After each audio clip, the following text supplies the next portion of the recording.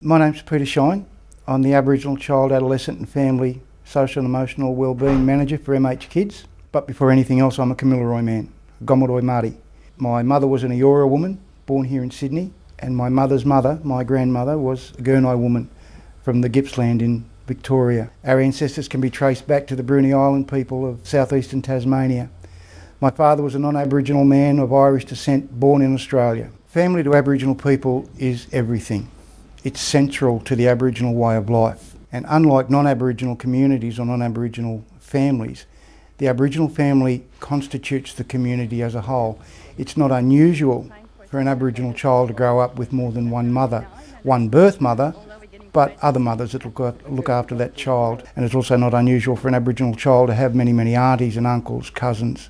So family, along with our attachment to the land, is the key to healthy Aboriginal societies. The stolen generations is a particularly sad time in Aboriginal history in Australia, and the transgenerational effects of the stolen generations are still reverberating through Aboriginal society. It's impacted on Aboriginal people, on the way that they've lived their lives, on their parenting skills, on their familial skills and on their societal skills. And very often the impact of the stolen generations upon Aboriginal people isn't listened to, nor is it paid attention to. Aboriginal families are faced in today's society of bridging two cultures. So bridging that cultural divide has huge implications for Aboriginal people presenting to clinicians because they're fearful of representing themselves as Aboriginal people because of racism and other stigma.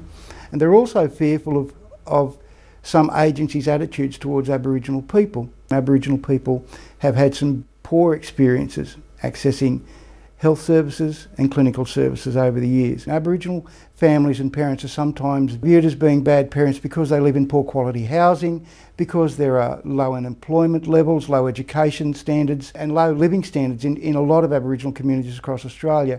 And this impacts on the way people treat Aboriginal parents. What Aboriginal people expect when they see a clinician is simply courtesy and respect. I think the most important thing to understand is, why is this person coming to see me? What is it about them that I need to know to make it a worthwhile experience for both them and for me? And if that means asking the person, is there anything I need to know about you culturally as an Aboriginal person before we begin the session, then that question needs to be asked. It doesn't have to be a clinical conversation. It can just be a yarn up. Just, g'day mate, how are you? You know, what mob you're from, and most Aboriginal people will provide the answers. They're not ashamed of their heritage. One of the most important things that a clinician can identify about themselves before they deal with an Aboriginal client, any client for that matter, is to have a good look at their own worldviews, their own sense of beliefs, their own attitudes, and the attitudes that they've adopted towards different races of people over the years. It can and does impact on the way clinicians treat people, particularly Aboriginal people. Aboriginal people do not necessarily need to be seen by Aboriginal people for help. Some of the best clinicians I know who work with Aboriginal people are in fact non-Aboriginal people, and the reason that they are so good at what they do is because they find out about the person that they're going to treat, whether they're Aboriginal or any other ethnic or cultural group, before they begin the treatment. The most important thing to remember when people are considering talking to or treating Aboriginal people is the courtesy and respect and the adherence that some Aboriginal people place on culture. And also remembering that central to Aboriginal health, social and emotional well-being is family and association to the land. Very often that's the key to successful treatment. If clinicians can understand that family, that the implications of family for Aboriginal people is huge, and family includes community. If I'm sick, my community's sick. If my community's sick, I'm sick. It's huge, and it needs to be understood, and we need to go out of our way to understand that, as we would with any other cultural subgroup that live in Australia. My plea would be to clinicians out there who are thinking about or who are indeed treating Aboriginal people, learn about the person.